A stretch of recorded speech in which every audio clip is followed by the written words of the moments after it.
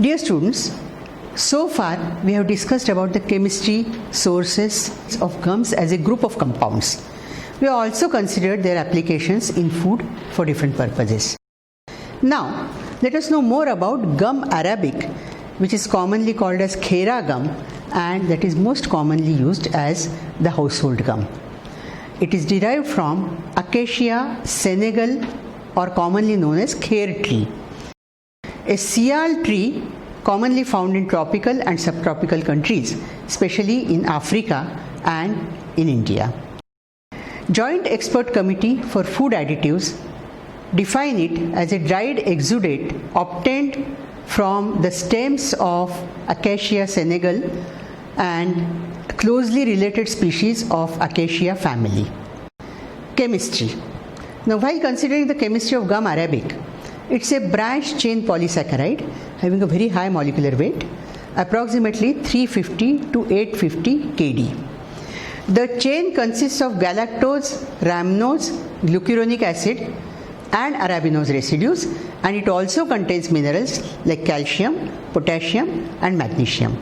The total amount of protein is less than 3%.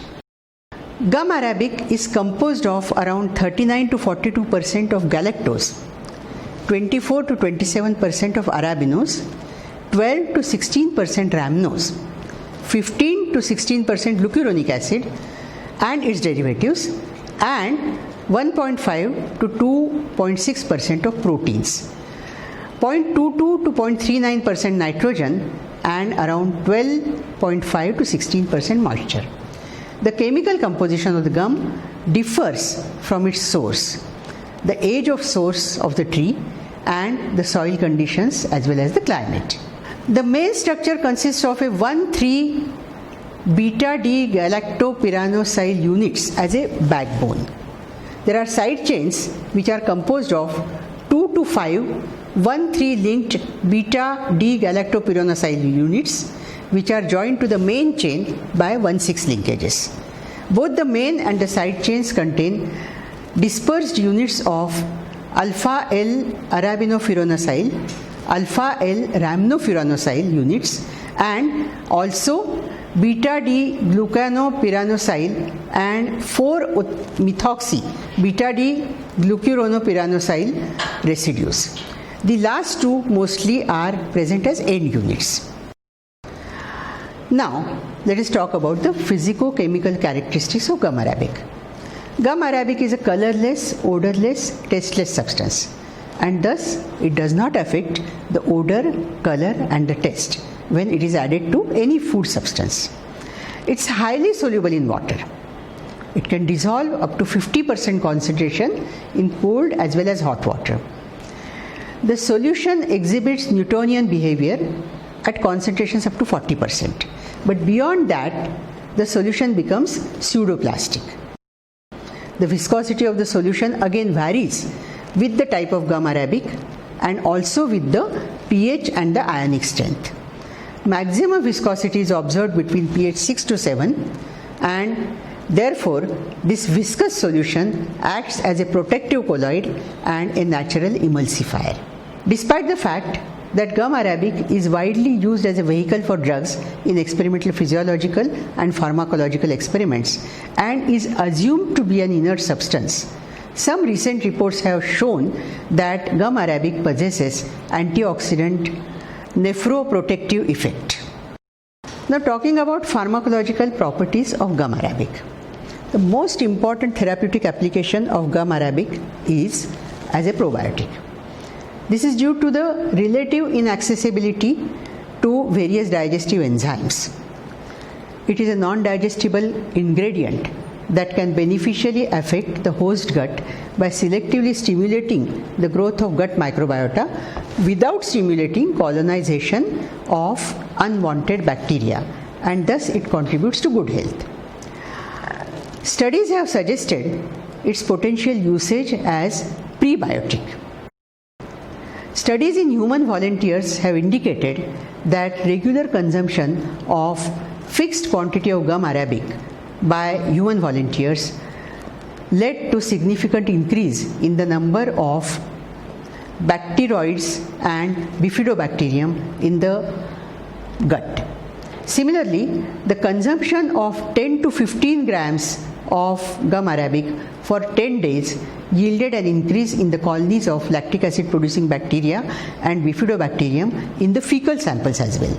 Moreover, gum arabic is already used as a coating agent in food industry, and it is known to step up the survival of probiotic factors in the gut. Thus, gum arabic enhances prebiotic functionality in healthy human subjects, which is dose dependent. Potential functionality of gum arabic on gastrointestinal health is underlined by its effect on production of short chain fatty acids in vitro and enhancement of gut membrane function. Maximizing the host resistance in the intestine is another biological function associated with consumption of gum arabic. This has been reported in several experimental animals.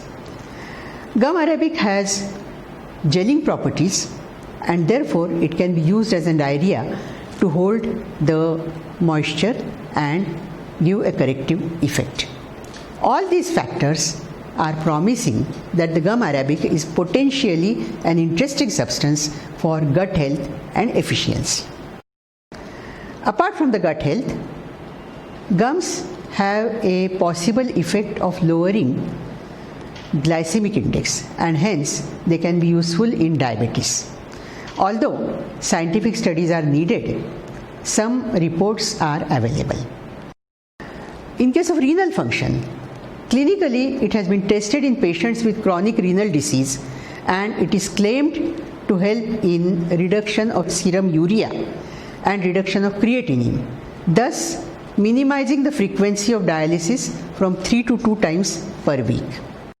It is also reported to have antioxidant activity.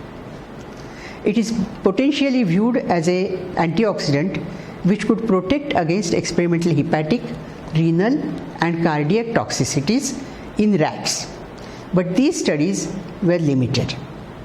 Gum arabic has been claimed to minimize the harmful effect in chronic renal diseases in humans, although experimental evidence in case of humans is lacking.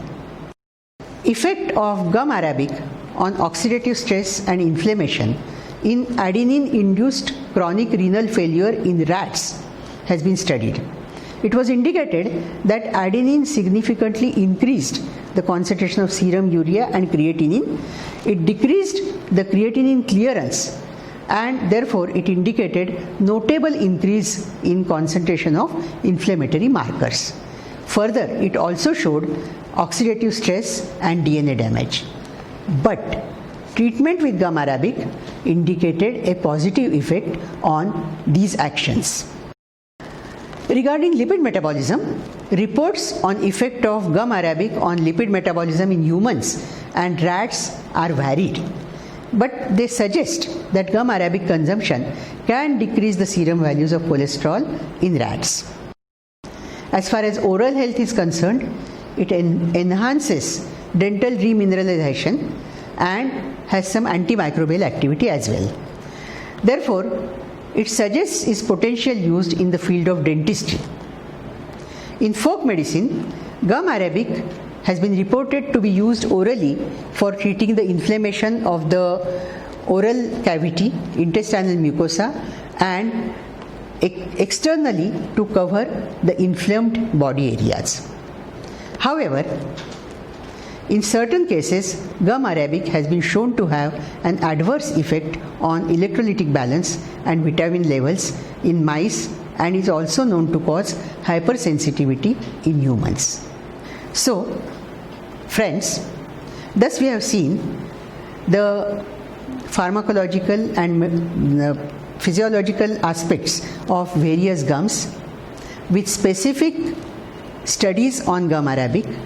We have also seen their potential applications as food additives, and therefore this all information will help you to realize the importance of gums in foods.